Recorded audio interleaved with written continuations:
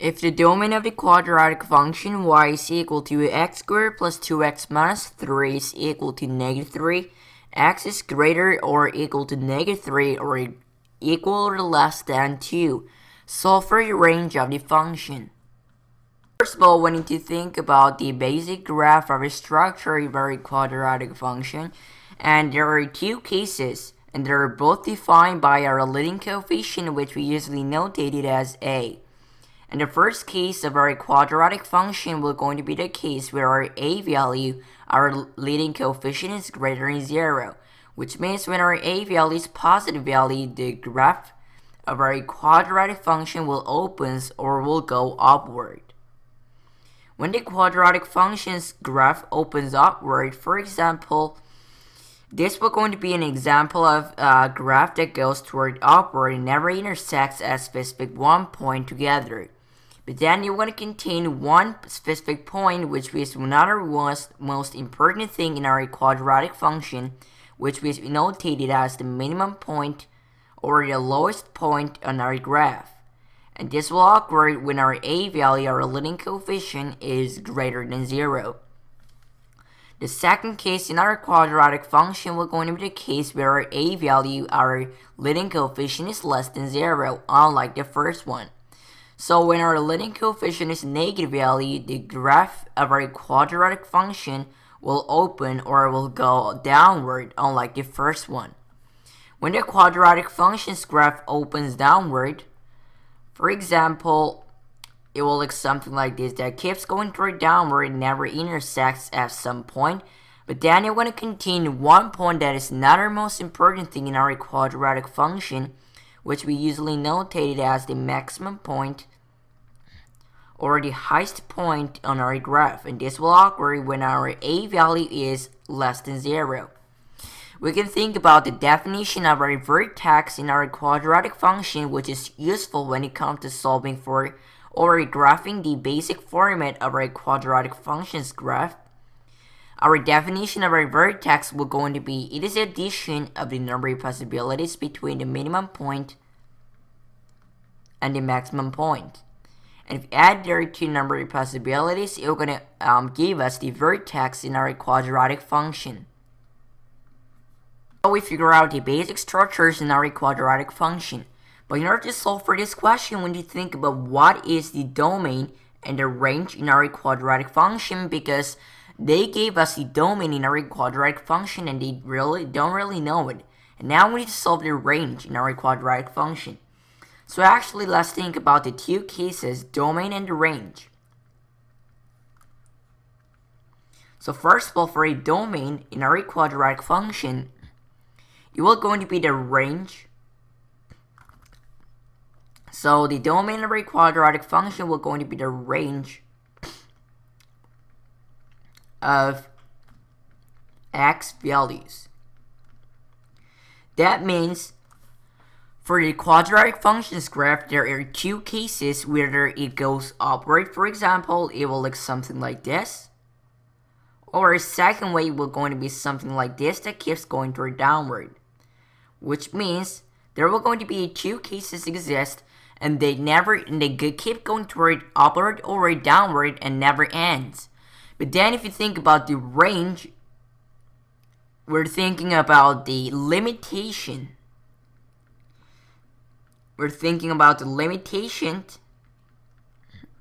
of our quadratic function graph.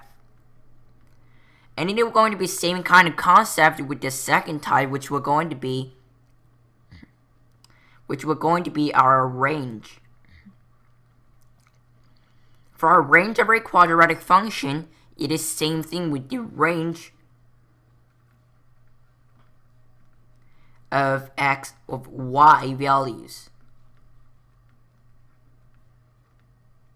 And this is also same kind of concept with our first one, which means when you think about the range of our y-intercepts or y values, we're thinking about the limitation of graph, but in the y values. This is what the domain and the range will going to be.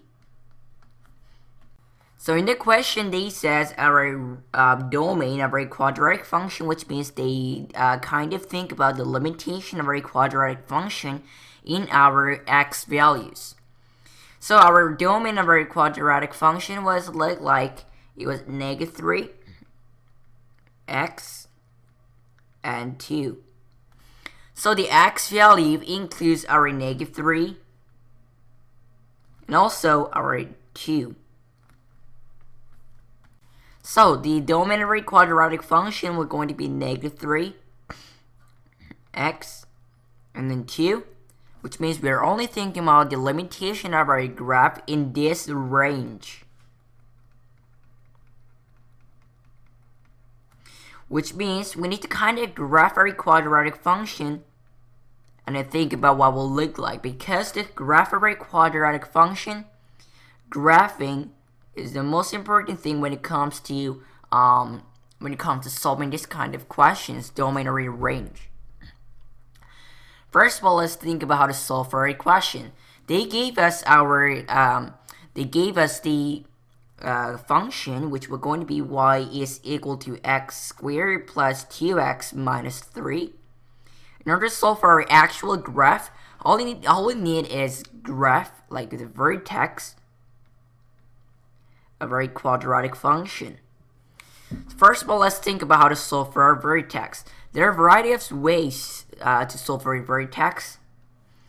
First case, we're going to be a vertex form. And this will going to be the first way how to solve for this question. And in the next video, I'm going to talk about the second case. So the vertex form, if you think about what it will look like, it will look like y is equal to ax squared plus bx plus c. Now let's think about what will the each value does. Firstly, let's think about what our y does. Y should always be same with other kinds of functions. It should always be the output of the function. And the second one, we're going to be, let's do it. The second one will going to be the x value. The x value should always be the input of our specific function. Now let's think about what the a does. For the a will going to be our leading coefficient. So a will going to be our leading coefficient. And if you don't know what the leading coefficient means, we can kind of review what our coefficient will look like and the difference between the leading coefficient and just a coefficient. So if you think about what the coefficient means, coefficient will going to be a integer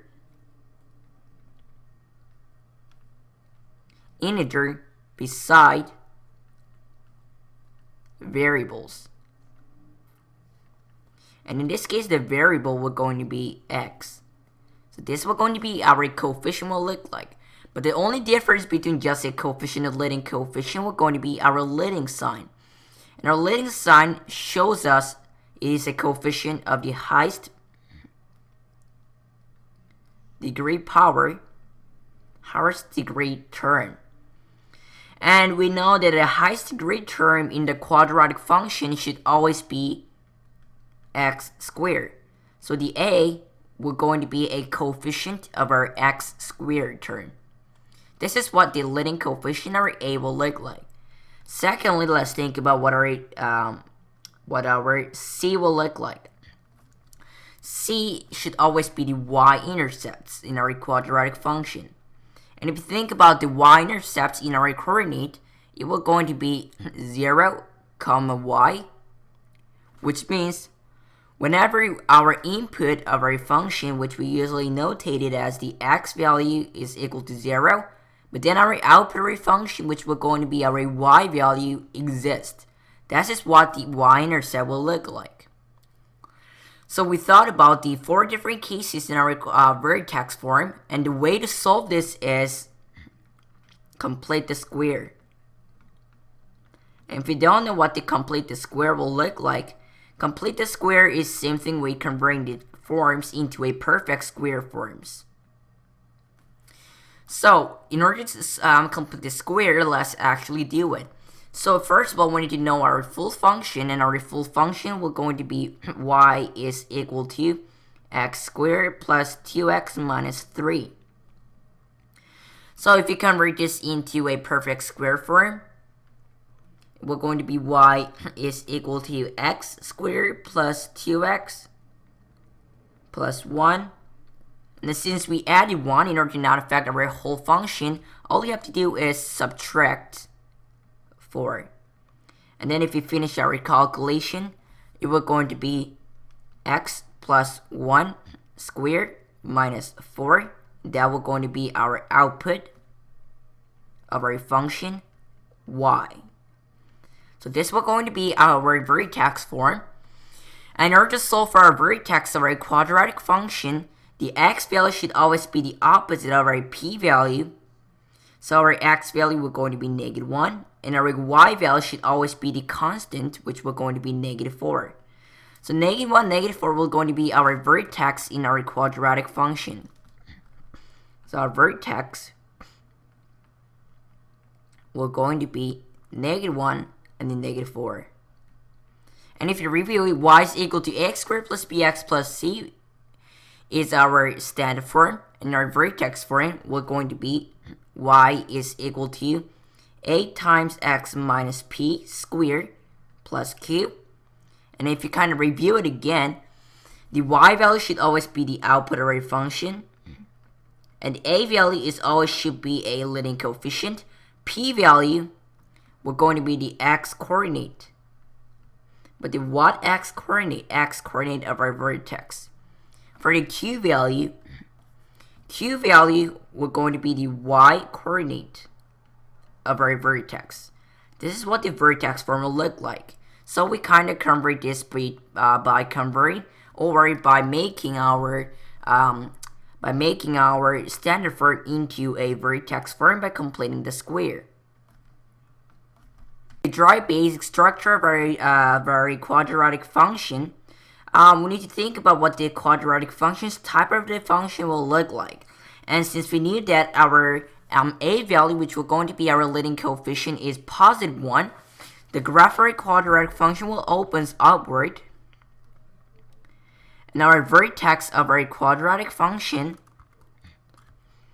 which was -1 and -4, will going to be our minimum point in our quadratic function.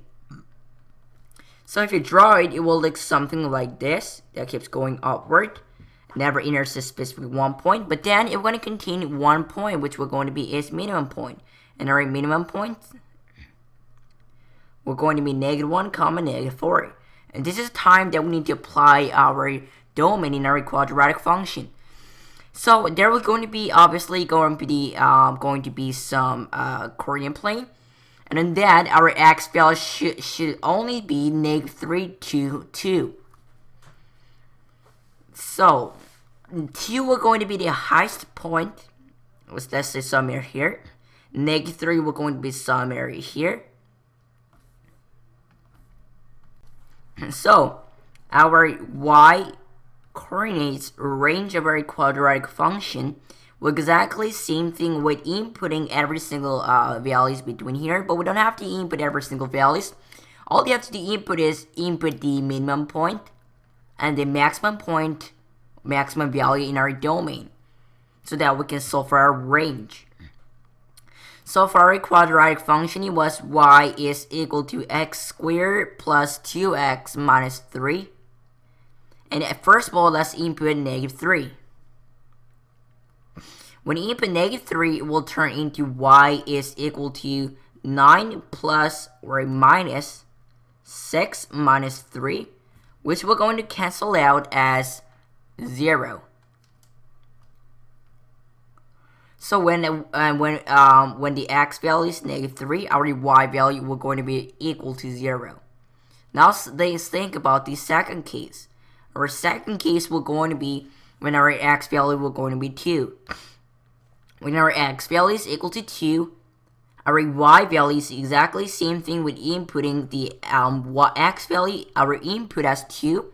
which will going to be 2 times 2, 4, plus 2 times 2, 4, minus 3, which will going to be a positive 1. So totally, these two things were just solving for a range of our quadratic function. And from here we can know one thing.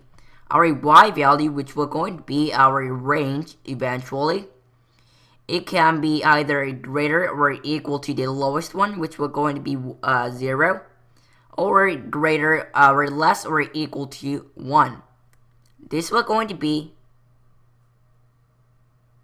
our range in our quadratic function. And so our answer for this question will going to be 0 is less or equal to y, and y is less or equal to 1. And in the next video, we are going to solve for the another way, how to solve for the vertex in a different way.